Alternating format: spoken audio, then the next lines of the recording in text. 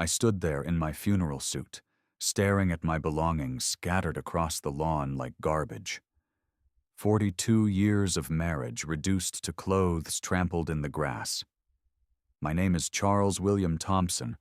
I'm 67 years old, and I'd just buried my mother 300 miles away. Now my wife had thrown me out like trash while I was holding my dying mother's hand. But here's what Linda didn't know. I had a secret house she'd never heard of. And I'd been planning this moment for 8 years.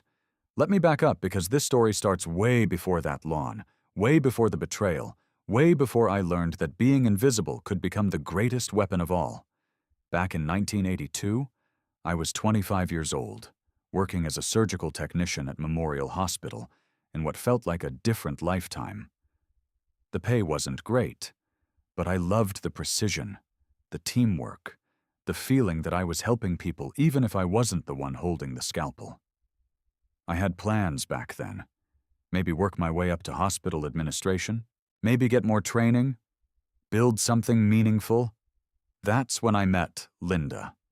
Dr. Linda Marie Thompson was 27, a third-year orthopedic surgery resident with perfect ambition, perfect confidence, and a smile that made my stomach flip every time she walked into the OR. She was everything I wasn't: polished, educated, destined for greatness. I was one of maybe 3 male surgical techs in the entire department, and most of the female residents barely noticed we existed. But Linda was different. She'd actually talk to us during long procedures, ask our opinions, treat us like we had brains. When she found out I was taking night classes in business administration, she seemed genuinely interested. "That's smart," she said during a particularly brutal 12-hour surgery. "Healthcare needs people who understand both the medical side and the business side." I was hooked. She asked me out after that shift. Took me to this little Italian restaurant downtown, where she talked about her dreams. Private practice, research, maybe teaching at the medical school someday. She asked about my dreams too, and here's the thing. She actually listened when I talked about wanting to maybe get into hospital administration, work my way up from the technical side. "We could build something together," she said, reaching across the table to take my hand. "A practice that actually cares about patients, not just profit." I fell in love with that vision as much as with the woman sitting across from me. Meeting her family was a different story entirely. Mary Thompson, Linda's mother, was 51 years old then, with silver hair she kept in a perfect bob and a smile that never quite reached her eyes when she looked at me. The first time Linda brought me to their house, this sprawling colonial in Glen Haven Estates that probably cost more than I'd make in 10 years, Mary answered the door, looked me up and down like she was appraising livestock, and said, "Oh, you're not what I expected for a doctor's husband?" Linda laughed it off. "Mother, don't be rude. Charles is wonderful." "I'm not being rude, dear. I'm being honest." Mary's smile stayed frozen in place. "Honesty is important in family. Charles seems practical, very blue-collar." I should have run right then. My buddy Susan from technical school told me to run when I described that dinner to her later. "Man, that woman looked at you like you were something she scraped off her shoe," Susan said when I got back to my apartment that night. And Linda just let it happen. But I was 25, and in love, and Linda kept saying it would get better once we were married, once her mother got to know me, once I proved myself worthy of their family name. So when Linda proposed to me 6 months later, she proposed, said it was the modern way, and she didn't want to wait for me to get up the courage. I said yes. She gave me her grandmother's signet ring, said I could wear it as a symbol of joining their family legacy. The wedding was small. Linda said her family preferred intimate gatherings, but I found out years later that Mary had actively discouraged relatives from attending. I found the letter she'd written to her sister. "I simply cannot endorse this choice, but Linda is determined, so we must make the best of a difficult situation. My mother, Nancy Rose, drove up from Tennessee for the ceremony. She was 50 then, working double shifts at the textile plant to make ends meet. But she took 2 days off and bought a new dress she couldn't afford. She pulled me aside before the ceremony started. "Son, you sure about this? That woman acts like you're stealing something from her." "Ma, I love Linda." "I know you do, Charles. I can see it all over your face. But does she love you enough to stand up to her mother?" I didn't have an answer then. Should have paid attention to that. The first few years weren't terrible, I'll give them that. They weren't good, but they weren't terrible. Linda was working 18-hour days, building her practice, taking every surgery she could get, establishing herself in the orthopedic community. I was proud of her, genuinely proud. She was brilliant, dedicated, everything I'd fallen in love with. We had Stephen 9 months after the wedding, then Jessica 2 years later. 2 beautiful kids who looked like their mother but had my stubbornness. Thank God. That's when things started to change. Mary showed up the day I brought Stephen home from the hospital, uninvited and unannounced as always. "Well," she said, peering at my brown-haired baby boy with those calculating eyes. "At least he has Linda's bone structure. That's something." Linda wasn't there to hear it. She was back at the hospital already. Couldn't take more than a week off because she was building her reputation. I was left holding our newborn son while his grandmother critiqued his genetics like he was a show dog. "You need to quit working," Linda told me when Stephen was 6 months old, and I was still picking up shifts at the hospital. "It doesn't look right, Charles. The husband of Dr. Linda Thompson working night shifts like we need the money." "But I like my work. I'm good at it, and we do need the money. Your student loans aren't going to pay themselves." "I'm not saying you're not good at it. I'm saying it's not necessary anymore. We don't need your income, and honestly, it's embarrassing. My colleagues' husbands support their wives' careers from home. That's what successful medical families do." I should have fought harder. Should have insisted on keeping my job, my identity, my independence. Instead, I quit 3 months later when Jessica was born. Linda said it was temporary, just until the kids were older and more settled. But temporary has a way of becoming permanent when you're not paying attention. But temporary has a way of becoming permanent when you're not paying attention. When Stephen started kindergarten, and I mentioned maybe going back to work, Linda shook her head before I could even finish the sentence. "The children need you home, Charles. Besides, you've been out of the field too long now. It would be like starting over completely. Why put yourself through that stress when we don't need the money?" So I didn't. I became what Linda needed me to be, the perfect doctor's husband.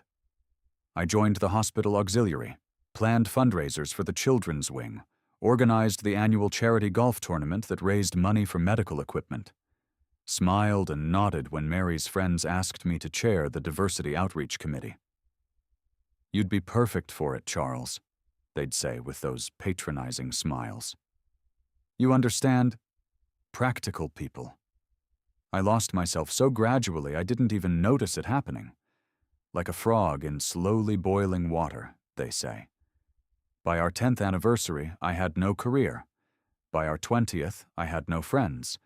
Linda said they were negative influences, always complaining about their wives, trying to drag me down to their level. By our 30th, I barely recognized the man in the mirror. I'd become a shadow in my own life. A well-dressed, well-spoken shadow who organized dinner parties and charity events, who smiled at medical conferences while Linda networked with colleagues who never bothered to learn my name. "Charles is so supportive," they'd say about me, like I wasn't standing right there. "Linda's so lucky to have someone who handles all the domestic details so she can focus on her practice." The worst part? I started believing it myself. Started thinking maybe this was what success looked like. Linda's career soaring while I managed everything else. Maybe this was love, sacrifice, partnership. Mary sure thought so. Of course, Linda married beneath her station. I heard her tell someone at a Christmas party once. But Charles does his best with what he has, and the children turned out well despite everything. I pretended not to hear that. Pretended not to notice how she'd always find ways to remind me I wasn't really family, just someone Linda had picked up along the way. But here's the thing about being invisible for 35 years. Invisible people see everything. 8 years ago, when I was 59 years old, everything changed. Not all at once, because that's not how these things work. It happened in small cracks, tiny fissures that gradually split open until I could see the truth beneath our perfect surface. It started with a phone notification on a Tuesday morning. Linda and I were having breakfast, one of her rare mornings when she wasn't rushing off to an early surgery. Her phone was lying face up on the table between us, and when it buzzed, I couldn't help but see the preview that popped up. "Last night was amazing. When can I see you again?" Sarah. I watched that message sit there like a living thing. Watched the words that would change everything burn themselves into my memory. Linda grabbed her phone so fast she knocked over her coffee cup, sending brown liquid spreading across the white tablecloth like a stain that would never come out. "Colleague," she said quickly, not meeting my eyes as she dabbed at the spill with her napkin. "Sarah Mitchell, one of the nurse practitioners at the office. We had a late planning meeting about the new patient protocol system. You know how these younger staff members text about everything." She stood up, kissed the top of my head like she had 1,000 mornings before. "I've got to get to the office early today. Don't read things into innocent work messages, Charles. It's not attractive." I sat at that kitchen table for 2 hours after she left, staring at that coffee stain spreading across the fabric. Something clicked in my brain. Not broke. Clicked. Like a lock turning, a door opening that I'd kept shut for decades. I called Susan Rodriguez for the first time in 3 years. Susan had been my best friend at technical school, the one person who'd always told me the truth, even when I didn't want to hear it. Linda had gradually convinced me Susan was bitter about her own divorce, always trying to poison me against marriage, against happiness. "Charlie?" Susan's voice cracked with surprise when she heard mine. "Jesus, is that really you?" "It's me, Susie. I think Linda's cheating on me." The silence on the other end lasted so long, I thought the call had dropped. Then Susan's voice came back, quiet but sure. "Honey, I've been waiting 20 years for you to see what everyone else has been seeing. Where can we meet?" We met at a coffee shop on the other side of town, far from anywhere Linda or her medical colleagues would ever go. Susan looked good, confident, successful. She'd built her own HVAC business after her divorce, had 3 employees and more work than she could handle.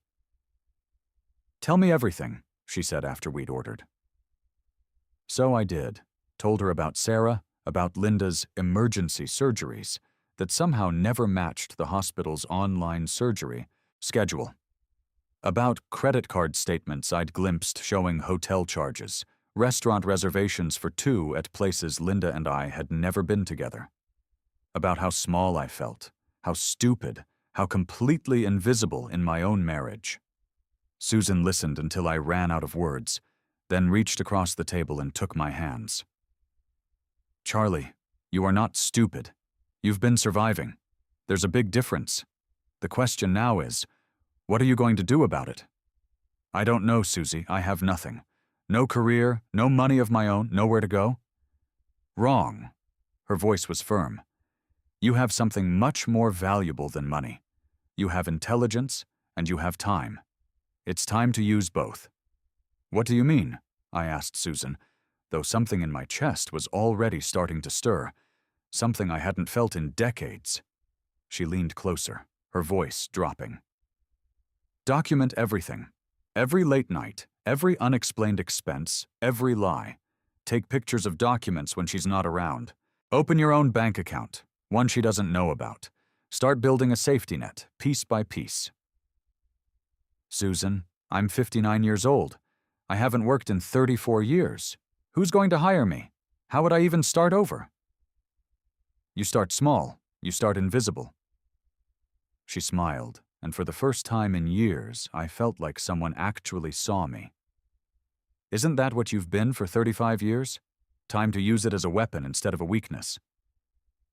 That conversation changed everything, but it was Patricia Collins who taught me how to fight back.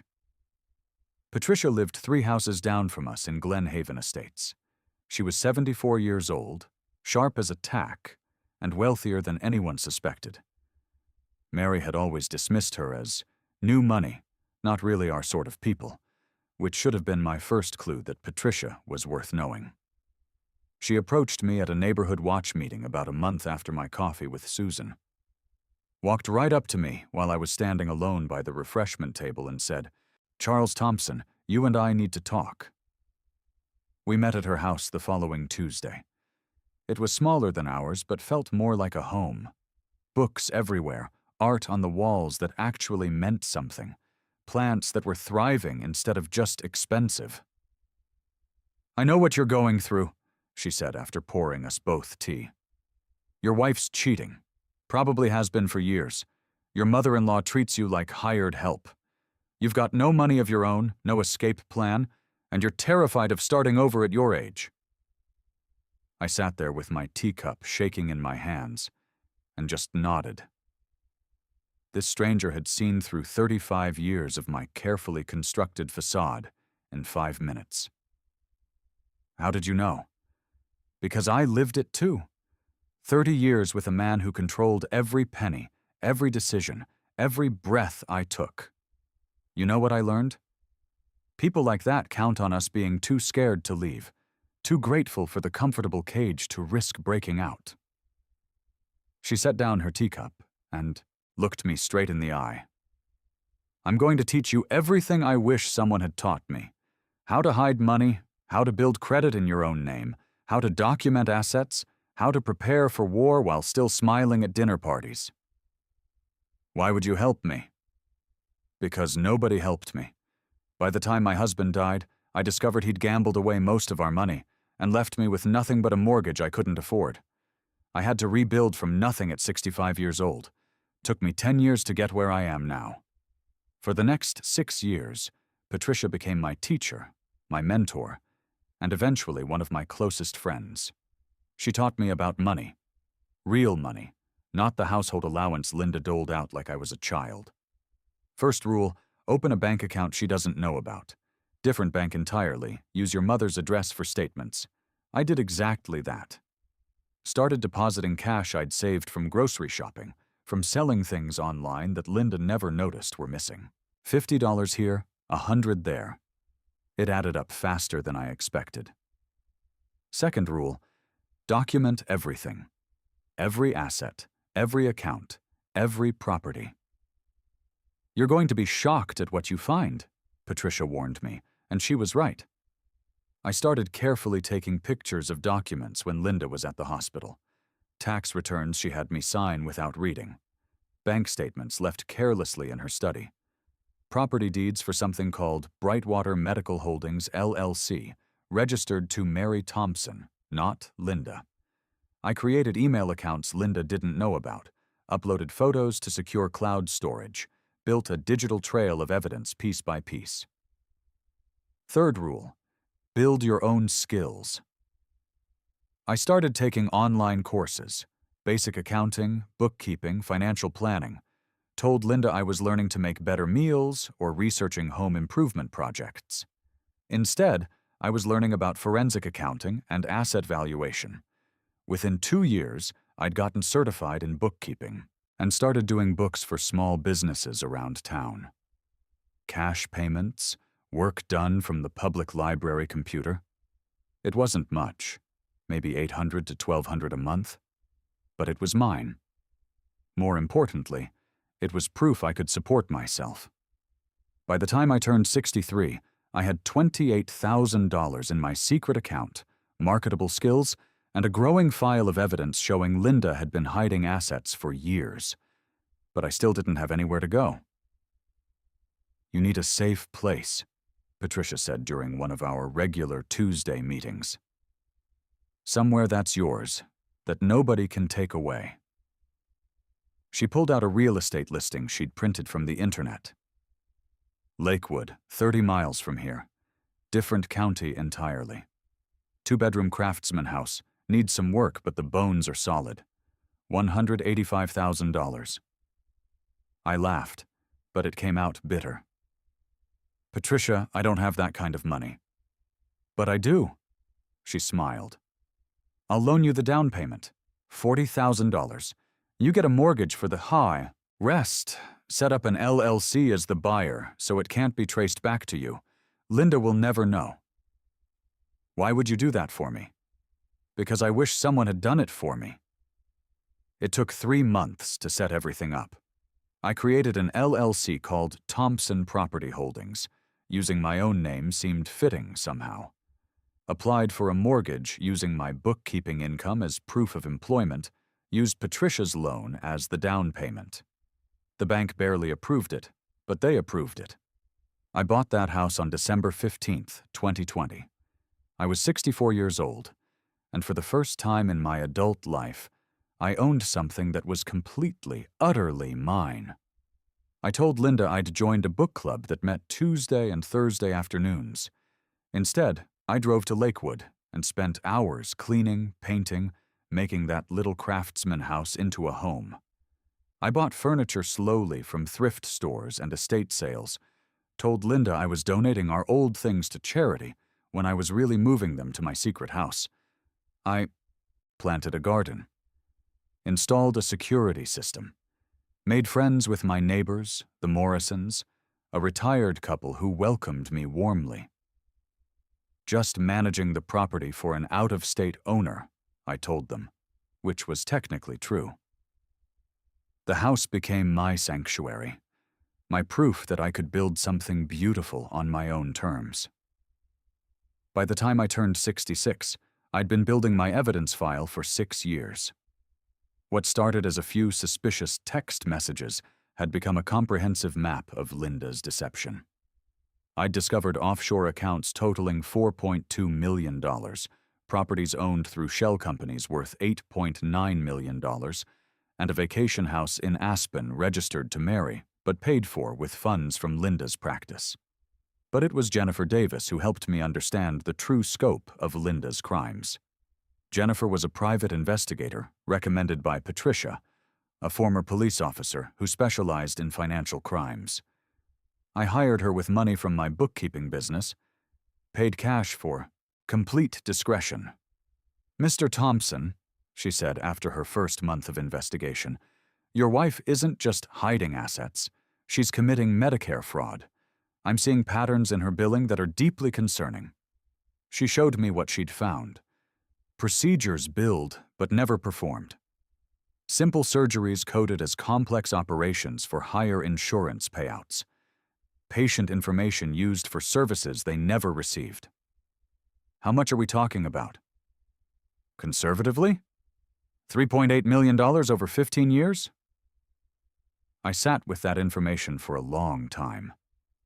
Linda wasn't just a cheating wife. She was a criminal. And Mary, who managed her billing department, had to know. "What should I do with this?"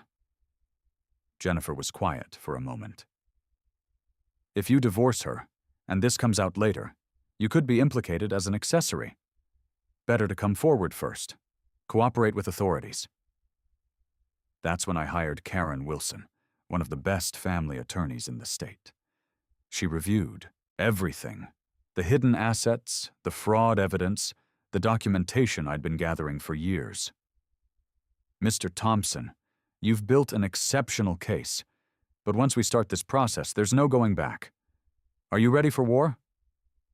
I thought about 41 years of being invisible, of Mary's condescending smiles, of Linda's casual dismissal of everything I'd sacrificed. "I've been ready for 8 years. I was just waiting for her to fire the first shot." The call came on a Tuesday in April. I was 67 years old, sitting in my garden in Lakewood when my phone rang. The hospice nurse from Tennessee. "Mr. Thompson, it's about your mother. Nancy has taken a turn. The doctor thinks you should come soon. She's asking for you." My mother. My fierce, complicated mother who'd warned me about Linda 42 years ago, who'd scraped together money to help pay for my technical school, who'd told me repeatedly over the years that it wasn't too late to choose myself. I drove straight to our house in Glen Haven, packed a bag.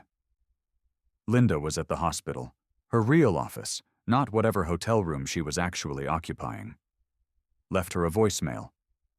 "My mother is dying. I'm driving to Tennessee. I'll be back when I can."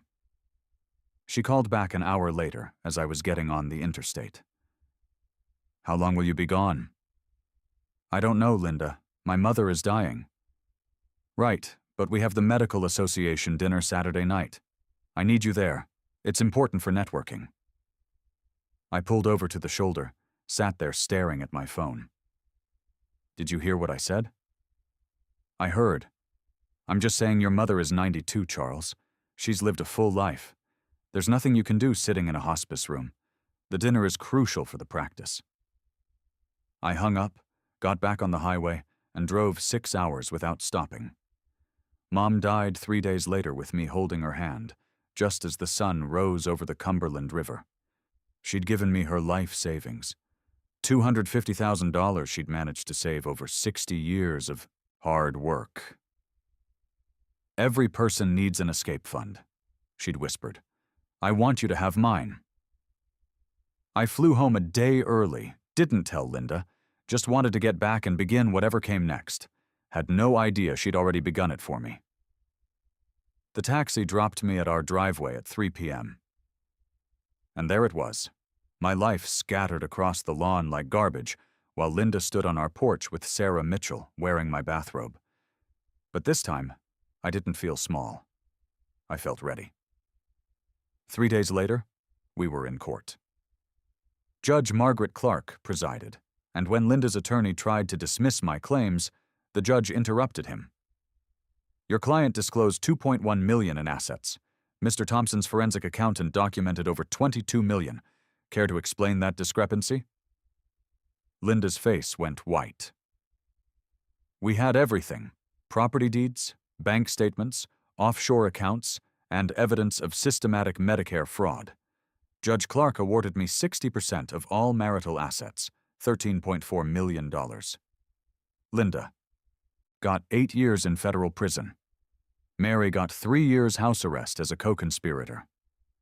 Today I'm 71, sitting on my porch in Lakewood.